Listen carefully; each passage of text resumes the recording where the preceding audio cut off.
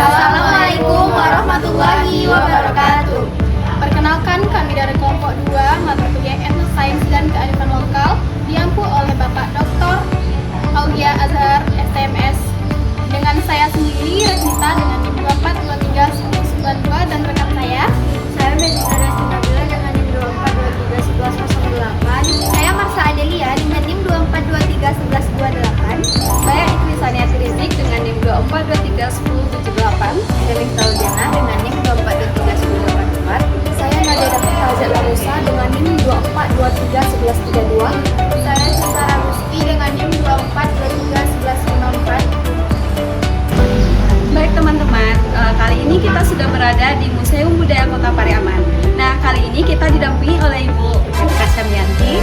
Nah, kali ini kita akan masuk ke dalam untuk mendengarkan gimana sih sejarahnya tahu itu. Silakan masuk.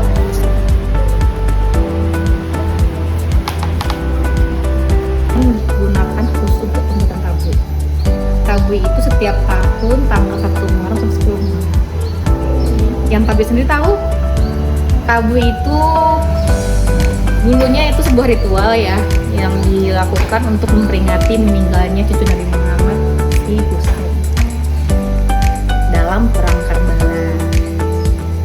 kenapa ada tabu pasal tabu sebenarnya? Nah, dulunya itu tabu itu banyak. Ada setiap nagari punya tabu. Nah, sekarang yang tinggal cuma 2 nagari, Nagari Pasa dan Nagari Subarang. Jadi tabu Pasa itu mewakili Nagari Pasa, tabu Subarang itu mewakili Nagari Subarang. Kalau dulu tiap nagari punya. Tapi karena biaya pembuatannya besar, pemerintah cuma bisa menganggarkan untuk buat tabu aja. Nah, kalau yang ini sejarah asal mula tabu. Tapi pertama kali itu yang melakukannya itu orang-orang Irak, orang-orang Iran dan Irak. Nah, dari India sampai ke Bengkulu. Kok bisa sampai di Bengkulu? Oh iya, pernah lihat di Bengkulu juga ada tabu. Ya itu sama, namanya tabut. Iya, tapi sama. Nah, orang-orang Bengkulu ini mendapat pengaruh tabu karena banyak orang India yang dibawa sebagai tentara sama orang Inggris ketika dulu perdagangan rempah-rempah. Nah, jadi orang-orang India datang ke Bengkulu, mereka bawa tradisinya. Ketika Inggris kalah, para orang-orang India jadi tentara ini dilepaskan, menyebarlah kerja ke seluruh Sumatera termasuk Sumatera Barat. Jadi sampailah Pariaman salah satunya. Aku malah bukan Mambia Tanah. Mambia Tanah itu merepresentasikan ketika Husain meninggal dalam perang Karbala, kan nggak ada tubuhnya ditemukan tuh. Tapi di dalam agama Islam kan kita mempercayai kalau orang meninggal harus dikuburkan. Jadi dianggaplah darah tertumpah ke tanah, jadi tanah kita ambil, nah itu yang diambil, itu yang dikuburkan. Tempat tanahnya nggak harus di sana. Kalau di sini ada tempat khususnya. Kalau misalkan untuk daerah Tablik Pasa itu di daerah Halai Gelombang ya, menabang batang pisang. Nah, kalau menabang batang pisang ini merepresentasikan ketika perang itu kita diketahui sejarahnya kan Husain meninggal karena ditebas ya. Jadi itu mewakili itu. Sekali tebas putus batang pisangnya. Kayak gitu kira-kira kejamnya perang itu. Jadi ini cuma sekedar untuk menggambarkan bagaimana kejamnya perang, bagaimana tajamnya pedang yang digunakan. Kemudian nanti di prosesi ketiga ada ini Maatam. Maatam apa ya? Meratapi kesedihan. Jadi ketika si Husain meninggal dan ditemukan salah satu bagian tubuhnya itu ada jari-jari sauban. Nah, para keluarga-keluarga yang tinggalkan itu kan merasa merasakan kesedihannya. Nah, jadi ini adalah bentuk dari representasi dari kesedihan itu. Para orang ibu-ibu, kalau kelihatan ya, kalau yang baju hitam ini tubuh kabut, kalau yang baju merah ini anak kabut, kalau yang itu ada ibu-ibu. Itu belum para istri itu. Nah, mereka loh nanti bagian mana yang sama kayak gitu. Cuman karena sekarang kita bukan lagi tabu yang seperti sejarah awalnya, kan tabu itu awal mulanya Syiah ya, karena Iran itu Syiah. Tapi ketika sampai di Pariaman itu enggak, kita mengamplifikasinya, ada yang gak yang bagusnya, yang nggak sesuai dengan Indonesia kita tinggalkan.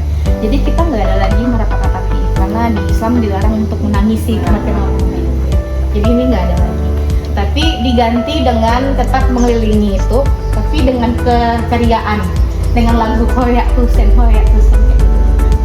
Belum tabunya, karena tabunya masih proses pembuatan ya. Tabunya baru nanti dibawa ketika tanggal tambuangnya itu. Kalau yang ini masih atribut-atributnya. Yang dipegang Kena. pegang paling depan itu. Itu namanya tabuik lenong atau tabuik mini. Kan tabu itu. Belum sampai ke situ. Jadi sampai tanggal 10 Muharram atau sampai hari Minggu itu tapi masih dibikin, masih proses pembuatan. Jadi dia masih diam di sini, sedang dirangkai, sedang dibuat. Tanggal 10 Muharram atau pada hari Minggu pagi nanti ada namanya tabuik nayak pangke. Jadi tabuik itu tingginya bisa berapa meter nah? Sampai 12 meter. Jadi karena saking tingginya kita bikinnya itu setengah-setengah. Jadi yang di bawah itu namanya pangke bawah, yang di atasnya itu pangke atas. Nah yang di bawah ini itu namanya burak. Kalau dalam mitologi Islam itu adalah kendaraan yang digunakan oleh Nabi Muhammad ketika Isra Mi'raj. Asar baru akan tabuiknya.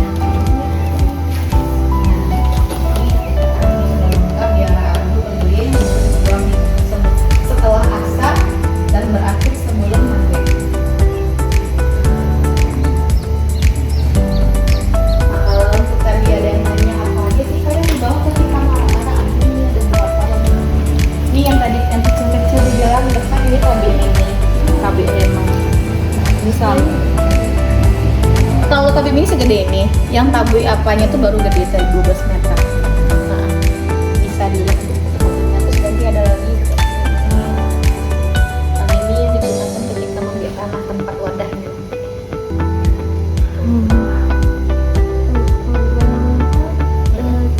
Setiap tahunnya emang diganti juga. Diganti juga. Biasanya ketika kita marah-marah itu hancur dia.